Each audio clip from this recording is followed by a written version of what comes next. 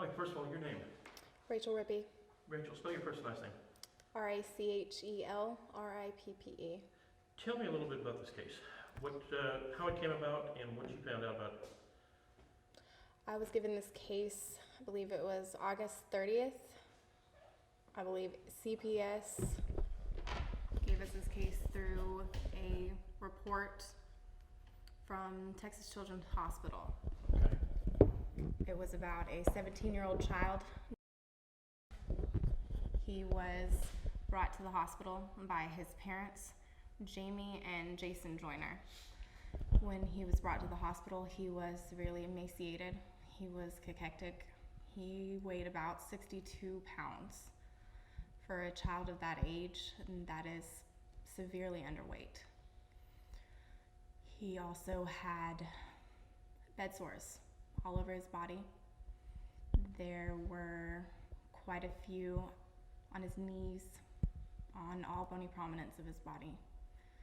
So at that point in time, I was given the report and asked to take a look at it. When you got on it, what'd you see? I mean, but basically he was already at the hospital when you got the report. Yes, he was already at the hospital. During your investigation, what all did you discover? I discovered that his feeding was inconsistent, that he was not being given the correct caloric intake for a child of his age. He was also not being taken care of in the correct way. He wasn't being turned. He's wheelchair bound, so he needs to be taken care of 24/7. He is absolutely dependent on his parents.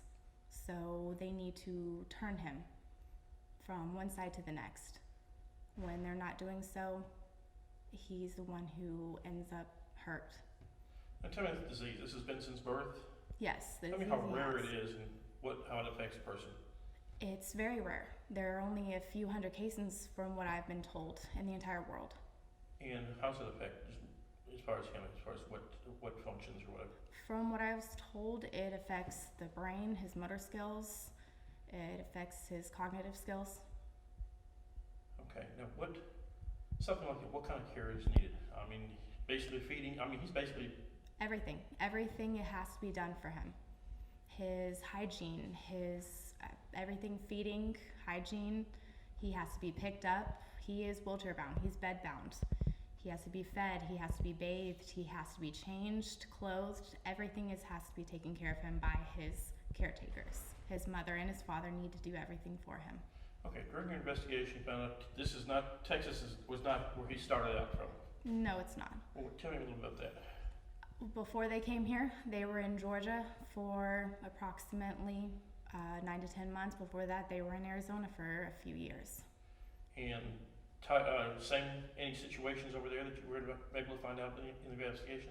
There were a few CPS cases that we were let known about that was taken away from Mr. and Mrs. Joyner for a few years and put in CPS custody. At that point in time, he was given back to his biological mother. Okay. Now, what about the biological mother had JJ for how long? I'm not sure. She had for a short amount of time. Now, you said that he basically was with the biological mother for a while then. Yes, he was. He was with the biological mother for a short amount of time before the biological mother gave him back to the biological father and the stepmother. Now, was this against CPS, or were they already out of the picture, or what? CPS was already out of the picture before he was given back to the biological father. So they moved to Texas. Any reason why they moved to Texas, or that they said, or just nothing? According to Mr. Joyner and Mrs. Joyner, they said that they wanted to come here for the medical care that they could give, and they wanted to come down here to live with Mrs. Joyner's father. Okay. Once they got down here, did they seek medical attention right away, or was it a delay, or what do you know on that? I have not seen any proof of medical care for JJ. Mm-hmm. He's the first time I've seen any medical care for JJ was when I have the reports of him being in the hospital from August the 19th until now. And so there's basically 2 months of open, not came down here for, in 2 months, no medical care whatsoever. No. Now, Medicare, they said they had an issue with Medicare coming down here. Yes, they said that the reasons why it took them this long to get him into the hospital was because he did not have any insurance. They were having problems getting him insurance up until this point. They had tried profusely over and over again to get him his Medicaid, but he was having problems moving it from state to state. I'm sure besides medication, there's formulas and that they've got to feed him. Yes. So with JJ, he has a feeding tube. He had problems in Georgia where he had aspirated on some of his food. So according to doctors, he was only on a liquid diet. Okay. So they were giving him some type of liquid diet, and he was supposedly on an osmolite type of diet. So he was supposed to be getting a medical grade formula. Okay. This was supposed to be given to him 6 times a day. This type of osmolite is approximately 300 calories. Giving this to him is 300, you're giving him 1,800 calories. And doctors don't believe he was getting those 1,800? No, they do not.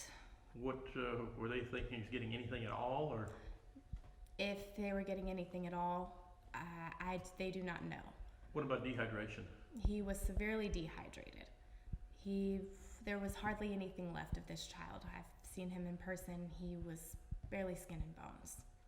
There's barely anything left of this child when he was taken to the hospital. If you have a 17-year-old child, he was 62 pounds. And what doctors say he should have weighed, or what was It's very hard with a child. He does have a very rare disease, so it's very hard for doctors to sit here and give an approximate weight. So of course, with a child who is wheelchair bound, and for them to give an exact weight, but any child who is 17 years old is not going to weigh anywhere near that. Now, after being in the hospital for 3 weeks, he weighs 89 pounds. So you're giving a child who's been in the hospital for only so many weeks gaining 29 pounds, that there's a big difference there. Right, definitely. So basically, went to the district attorney's office with this and they accepted the charges. What type of charges on the parents?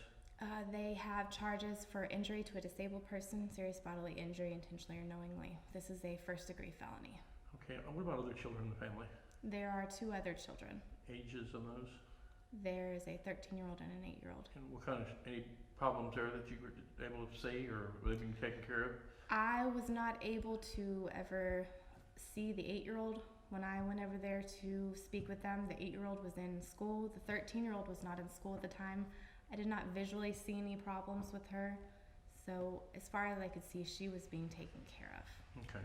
So so basically the child is going to make it. I mean, it's basically road recovery right now in the hospital with adding some weight to him. Thankfully enough, he got to the hospital in time. Did the doctors give any indication how long it could last the way he was going right now? It's hard to say when it comes to something like that, but they're speaking to doctors. He had a chance of dying. He had refeeding syndrome. There were different types of things that, with the emaciation and the malnutrition, there were lots of things that could have happened. Now, the stepmother was an LVN, so she pretty much knew how to take care of somebody, disabled person. Yes, she did. Okay, and basically the same thing, nothing done there. What about the straps? They were talking about some straps. Tell me about that. I have witnesses who, and Jaden himself explained that there are straps that he would be, according to them, they are stretches. They would be put around his ankles and they would be, I guess, tied, and the other point would be put around the bed. His legs would be pulled straight out and he would be left like that 2, 3, 4 hours at a time.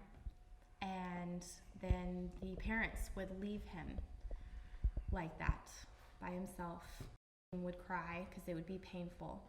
After speaking with doctors, doctors say that has contractures from his JJ has contractures from his disease.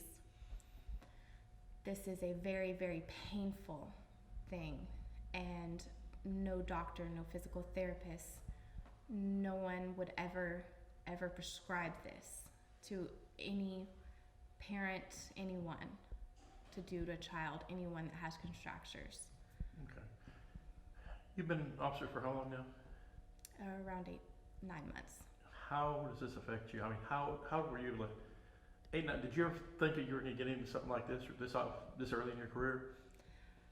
When it comes to being a police officer, you kind of just, you kind of roll with whatever happens. You hope you don't, but unfortunately, I mean, things happen. I never hope to have to deal with things like this. But, you know, I'm glad that Jaden's getting the care that he needs. I really am. And I'm glad to see that he's doing better. I've gone up there and visited him, and I've seen the progress that he's made, and that in and of itself makes every day of work that much better. What about you? I mean, in the past couple of weeks having worked, you've worked this case for how long now?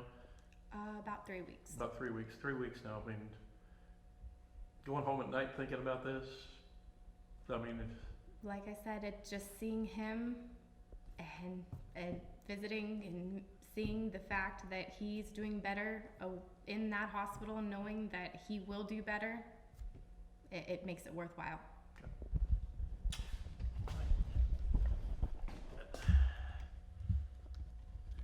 Okay. First of all, your name? Stephen Carlisle, And your, Chief of Police of the City of Roman Forest. tell me, this officer getting this case, I mean, she's fairly new. How long has she been with you? And kind of tell me a little bit about her. She started in January this year. Been here 9 months. She's been a great officer. She's now has proven to be a pretty good investigator now too. We assigned her this case, and she's been doing really good. I mean, after reading the investigation report that she's done for the past several weeks, the details she's gotten, I don't see seasoned officers doing something that well. Yeah, it looks like a seasoned detective has written this case. And it's basically, she's just basically under training with your officers and all, basically out here, and that's about it, huh? Yes. God, that's crazy. Something else. What was your thing when this case first came in? What were you thinking on this case? I mean, as far as when you first got the complaint, basically. I got the complaint from CPS, and I read the case, and I immediately thought about Officer Rippe. I thought that she would be able to handle this one because she did work on another case involving children advocacy, and I thought that she might can handle this, and turns out I was right. She kind of really proved it. Mm-hmm. What about now? I mean, having to go through the process of the conviction and everything on this, I mean, it looks like she's got a good solid case on the way she did it. Yeah, so far we got the probable cause for the warrant, and of course there's still a lot left to do on the case, and I have no doubt that she's going to be able to put all that together just as well as she did the probable cause statement.